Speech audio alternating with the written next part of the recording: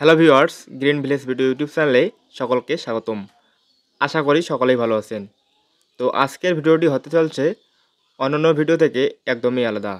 আজকে আমরা আলোচনা করব ঢেঁড়স বীজ বপনের সময় ও পরিমাণ এবং জমি নির্বাচন ও তৈরি এবং সারের পরিমাণ ও প্রয়োগ পদ্ধতি এবং ঢেঁড়স বীজ বপনের পদ্ধতি ও দ্রুত এবং কি জলবায়ুতে ঢেঁড়স চাষে সফল হওয়া যায়। সকল তথ্য আজকে পেয়ে যাবেন আমাদের এই মূল ভিডিওতে। তো চলুন ভিডিওটি শুরু করা যাক।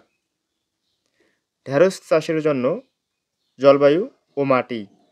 ঢেঁড়সের জন্য অপেক্ষাকৃত উচ্চ তাপমাত্রা প্রয়োজন। শুষ্ক ও আর্দ্র উভয় অবস্থায় ঢেঁড়স জন্মানো যায়। সাধারণত খরিফ মৌসুমেই এর চাষ হয়ে থাকে। দোআঁশ মাটি ঢেঁড়সের জন্য সর্বোৎকৃষ্ট। প্রচুর জৈব সার প্রয়োগ করতে পারলেই বেলে মাটিতেও চাষ করা যায়। ঢেঁড়স বীজ বপনের সময় ও পরিমাণ। আসলে আপনারা কি মাসে ঢেঁড়স বীজ বপন করবেন এবং এর সময় সম্পর্কে আজকে আমরা আলোচনা করব। তো বাংলাদেশে সাধারণত ফেব্রুয়ারি থেকে জুলাই মাস পর্যন্ত ঢেঁড়স লাগানো হয়, তবে বছরের অন্যান্য সময়েও সীমিতভাবে এর চাষ হয়ে থাকে। প্রতি হেক্টরে বপনের জন্য 4 থেকে 5 কেজি বীজের প্রয়োজন হয়। আবারও ঢেঁড়স চাষের জন্য সঠিক জমি নির্বাচন তৈরি করতে হবে।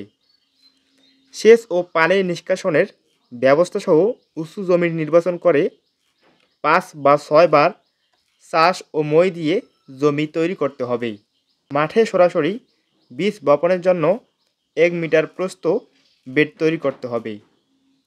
পাশাপাশি দুইটি বেডের মাঝখানে 30 সেন্টিমিটার প্রশস্ত নালা রাখতে হবে। সারের পরিমাণ ও প্রয়োগ পদ্ধতি। আসলে ঢেঁড়স গাছে আপনারা কখন সার প্রয়োগ করবেন এবং প্রথম কিস্তিতে কতগুলো সার প্রয়োগ করবেন, দ্বিতীয় কিস্তি এবং তৃতীয় কিস্তিতে কতগুলো আপনারা সার প্রয়োগ করবেন ঢেঁড়স চাষে, তো সেটা সম্পর্কে আজকে আমরা আলোচনা করব। তো ঢেঁড়স চাষে সার প্রয়োগ।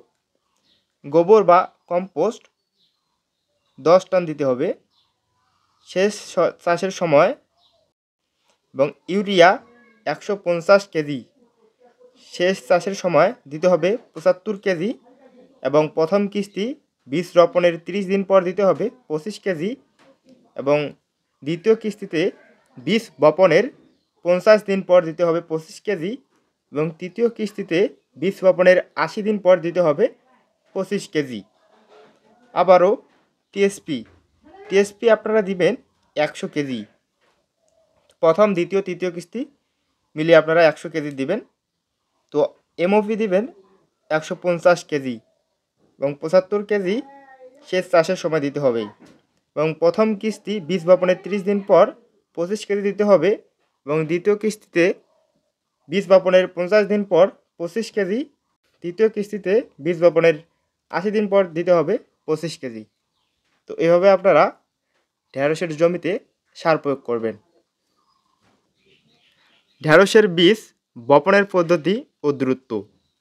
আগাম ফসলের জন্য বীজ ঘন করে বপন করতে হয়।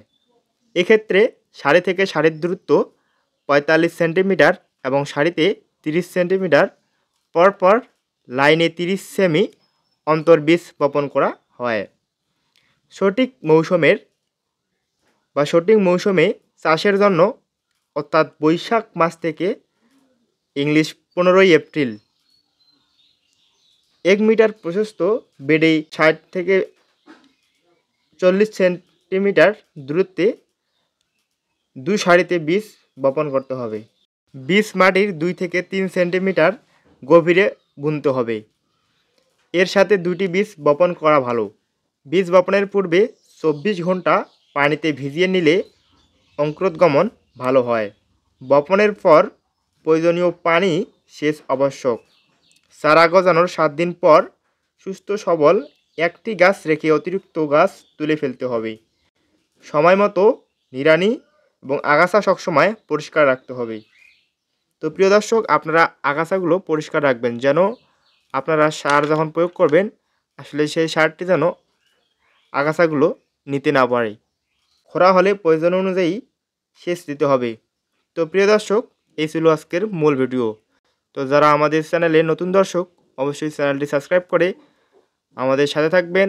তো সকলেই ভালো থাকবেন, সুস্থ থাকবেন। ধন্যবাদ সবাইকে।